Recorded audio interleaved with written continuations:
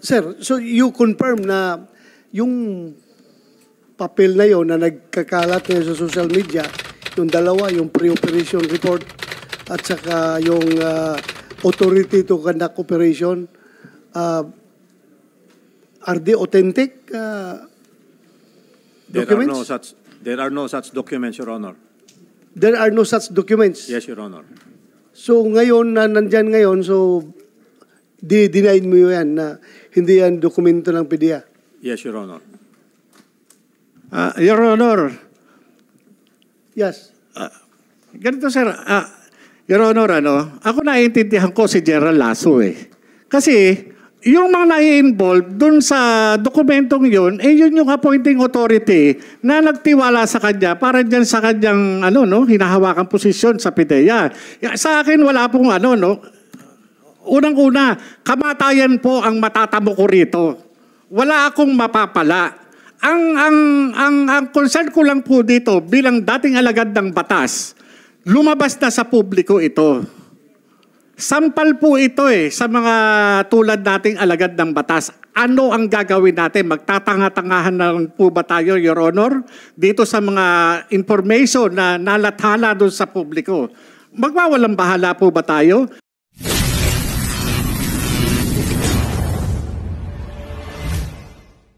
Ang tanong ko papaano yung mandatong pinagkaloob ng Comprehensive Dangerous Drugs Act, lalo na dito sa butihing Director General ng PDEA, ano ang gagawin natin? Kagaya niyan, may nilabas na naman si Maharlika. Yung sinasabing 2 minutes lang yung kinandak na drug test result. Wala ho bang authority ang PDEA na mag-issue ng subpoena duces tecum and ad testificandum against dun sa doktor at dun sa medical technologies, ganun din dun sa drug testing facility. Sana pinagpapaliwanag, hindi dapat siguro, it's unfair din to accuse General Lasso dahil he was not the director at that time. Sino bang director ng time na yon? No, sir, Your Honor, hindi po natin, lilinawin ko, hindi ko ina-accuse si General Lasso. Ang inaano ko lang po is yung mandato. Pwede naman po siyang mag-utusin, mag-conduct ng confidential investigation, magpatawag ng investigation sa PDEA, katulad ng ginagawa sa mga ordinaryong tao. Kung meron tayong mga suspected na drug offenders, hindi ba nagkakandak tayo na confidential investigation o investigation? Hindi po ba? Bakit hindi natin ipatupad ng tama, ng equal itong batas? Kaya nga kaya po ako talaga nagsikap ako na makarating dito at sumulat sa inyo upang magkaroon tayo ng sapat na batas. Kasi kung titignan ninyo, itong problema natin na minumulto ang ating Pangulo, hindi po sana darating dito sa sitwasyon na makakaladkad ang pangalan ng Pangulong Marcos kung ginagawa lamang ng PDEA yung kanyang mandato. Kung ito nagpatawag kagad ng investigasyon, halika, ano yung sinasabi mo? Halika, dito tayo, umupo tayo, titipahin ko yan. Ano yung sinasabi mo? Ilabas mo yung ebidensya mo. Sana ganun Okay. Balik tayo doon sa mga papel. Yun lang ating gustong malaman kung talaga totoo You confirm na papel mo yun? Ikaw nagpirma nun? Yes, Your Honor. Ako yun po yung in accordance with PDEA Manual of Operation. Yun po yung usual na ginagawa namin.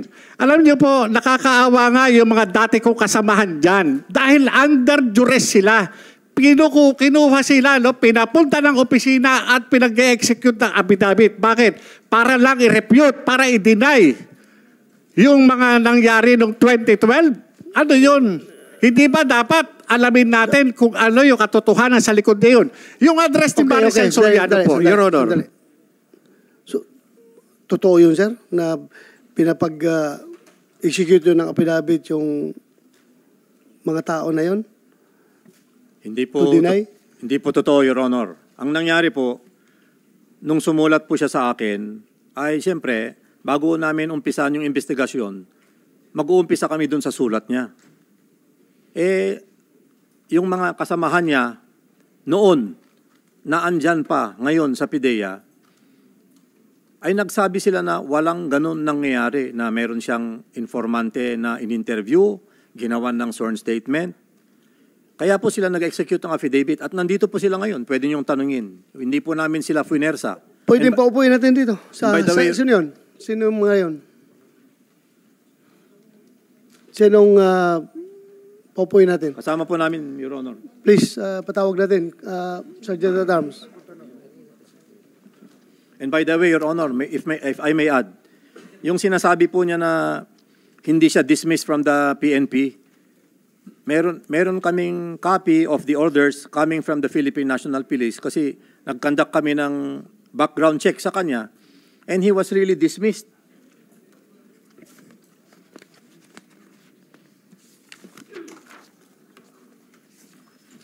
Special Orders number 3106 dated November 19, 2008 na appoint po siya 2019. Confirmation of dropping from rules. Paragraph number 4. Dropping from the rules effective August 28, 2008 of PO1 Jonathan A. Morales, 008519 PNP, SPD, Southern Police District, as published in SO number 808346 HSPD dated October 24, 2008 is hereby confirmed. So talagang niloko po niya yung PDS na finilapan niya na isinubmit sa PIDEA asking for appointment. Kasi kung nalaman po sana yun, hindi po siya i-accept sa PIDEA. Ako po ay, tama po yung sinabi niyo, wala pa ako sa PIDEA noon nangyari itong mga to. But we are basing on records. May mga papeles po kami na hawak. How can he deny? So ito po yung Yes, you may answer. Your Honor, yung pinakikita niya, no, ulang-una, ngayon ko lang nalaman doon sa sinasabi ni Director General Lasso. Ang tanong ko lang, Your Honor, Mr. Chairman, ito bang dokumento na ito ay formally served sa akin?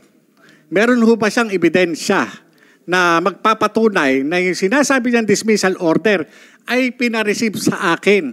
Notified ho ba ako?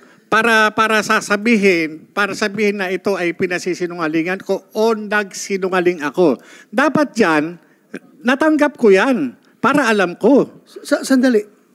Hindi mo natanggap yung dismissal order mo? Wala po ako natatanggap. Kaya nga po... So hindi mo alam na na-dismiss ka? Hindi ko po alam. Kasi nga, ang may problema po dyan is dun sa recruitment ng PIDEA. Dahil nga ako po, nag-comply ako dun sa hinihingi ng PIDEA eh. Naghingi po ako eh. Hindi ko, ngayon ko nga lang po nalalaman yan eh. Hindi kaya... I'm trying to be objective here. Kung ikaw PO1, nalalabasan ka ng order na dismiss, hindi mo alam yun? No, Your Honor, hindi ko po alam. Kasi kung alam ko man yan, da-receive ko po yan. Sorry.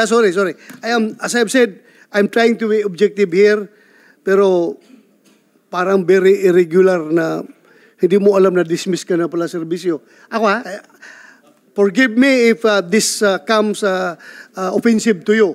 But para sa akin, PO1 ka, may lumabas na order na dismiss ka, hindi mo alam, tumatanggap ka pa ng sweldo noon after nung lumabas yung order. Kung hindi mo alam ang order, nalaman mo ba na may sweldo ka pa na dumarating? Yes, sir. Wala akong, Your Honor, nung nag-apply ako sa PIDEA at pinag-comply naman nila ako dun sa mga requirements, nakapaghingi pa ako ng mga clearance eh. Nakapag-clearance pa po ako. Hindi ako makaka-transfer kung walang clearance na binibigay sa akin ang PNP. Okay. Nag-clearance po ako. Kaya nagtataka ako dun sa ipinakikita ni Director General Lasso. Itong hearing natin na ito is very important. Very important ito. Kaya nag-present din sila ng kanilang facts about you or maybe against you dahil nga gusto lang nila to set the record straight. No problem with that. Pinapakinggan ng committee na ito. Pero ang atin talagang pinaka-main objective dito is malaman kung totoo yung dalawang papel na nag-circulate. So sabi nila hindi totoo, sabi mo totoo. Kino-confirm mo na totoo yung papel na yon. Totoo po. At kung ito ay totoo, May sinabi ang PDEA, sir, this is not in your permis. Sabi mo, sa Yes, Your Honor.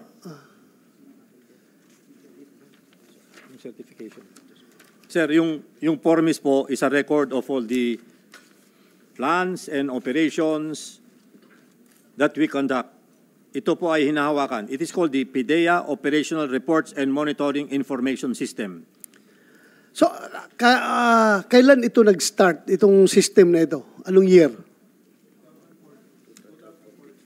2014. So, yung kaso mo, yung... Yes, Your Honor, 2012, wala pa pong ganyan noon. Formis, wala pa yan noon. Opo, hindi ano yan eh. Yung sinasabi lang formis, yung ano, wala na ho ako dun eh. Yung Okay. kung ano na yan, kagaya Sir, niyan. Your Honor, Yes, sir. Go ahead. totoong wala pong formis pa noong 2012. Kaya lang, meron po kaming data monitoring system of the National Operations Center. Dala po namin yung mga binders namin ngayon to prove to you that there is no such entries na sinasabi po niya. Kasama po namin. And by the way, sir, nandito na po yung apat na tumestigo or nag-execute ng affidavit that wala pong nangyaring ganun sa opisina nila nung panahon na yun. Sino yung apat? Yung apat. Yun lang. Take your seat.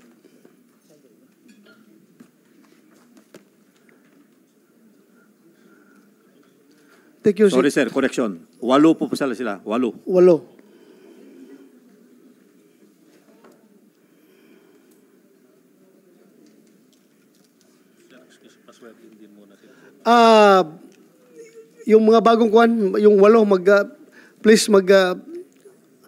take out kayo. Kumsik.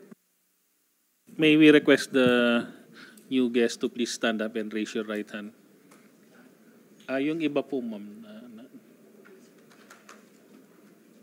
Sama-sama na rin po. Parating pa lang. O, sige. Paupo na lang, sir. Ay, patayo muna, sir. Sorry.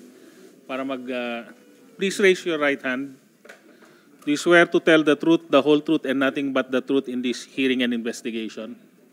Thank you very much. Please take your seats. Please take your seats.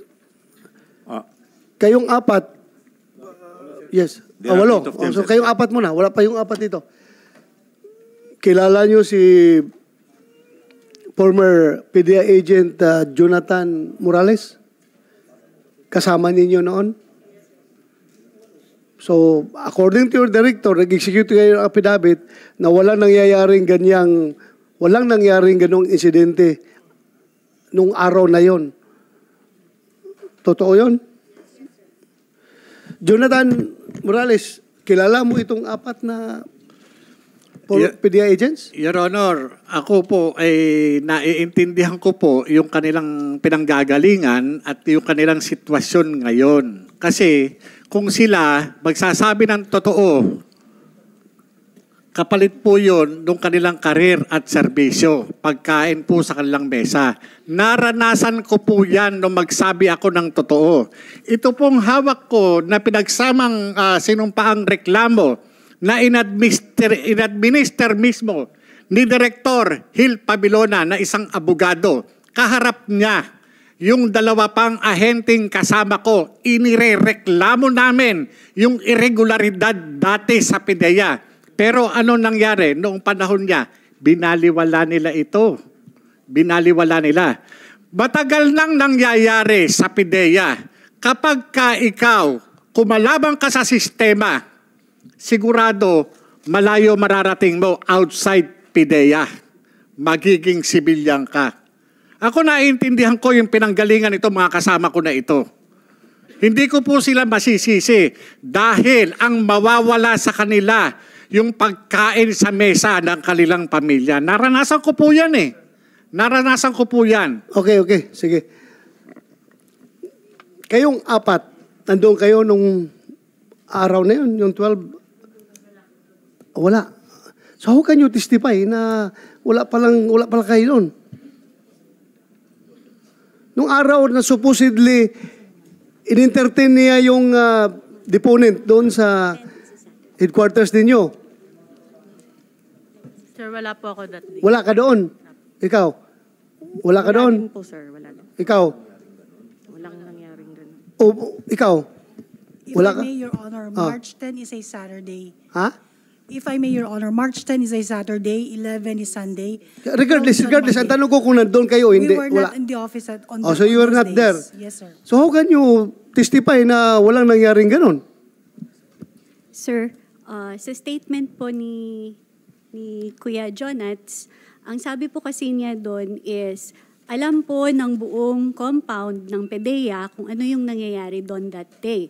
And he could have been talking possibly before April 10, baka April 9, March 9. Kasi po sa pre-ops niya was dated March 10, which is, 11. March 11, which is a Sunday.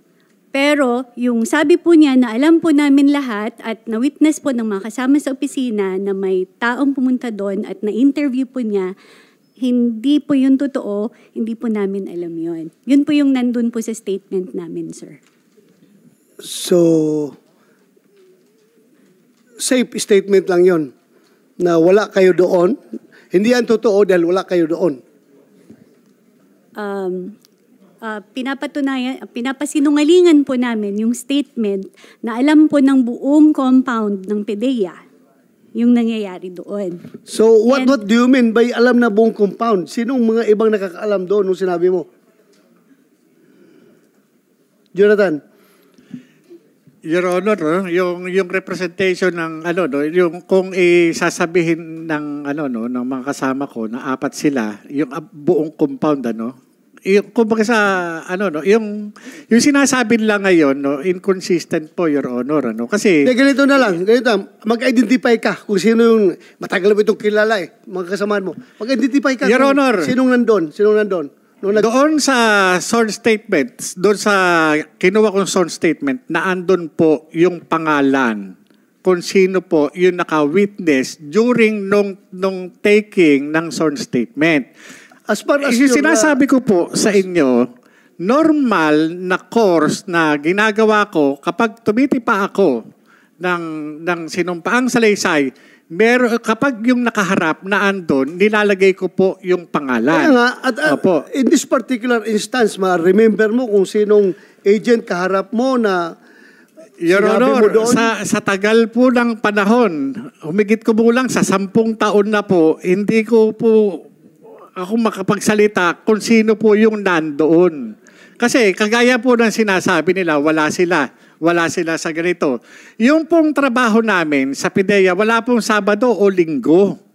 Kapag dumating ang informant, yun po yung ine-entertain po namin yan. Kung kailangan trabaho o kung ano, ganun po yun sa amin. Wala pong Sabado at Linggo. Ngayon, naintindihan ko po yung kanilang sitwasyon kung sila ay naandito ngayon sa harapan dahil nga sa impluwensya o clout ng Director General para lamang tumayo against sa akin. Unfair din dito sa apat na ito dahil yung impression mo, yung personal mo lang yun. Unfair din sa kanila kung sabihin mo na napilitan silang nag-execute ng affidavit na yung affidavit naman nila is regardless kung sinong andyan, basta importante, totoo yung sinasabi nila. Yaman lang sa atin, di ba? Magkuhan ka ng affidavit mo, yung alam mo lang na totoo. So yun, wag ka kagad mag-jump into conclusion na under the jury sila ng director. Alam natin yan, pwede silang i-influence, pero ito naman sila may sariling decision din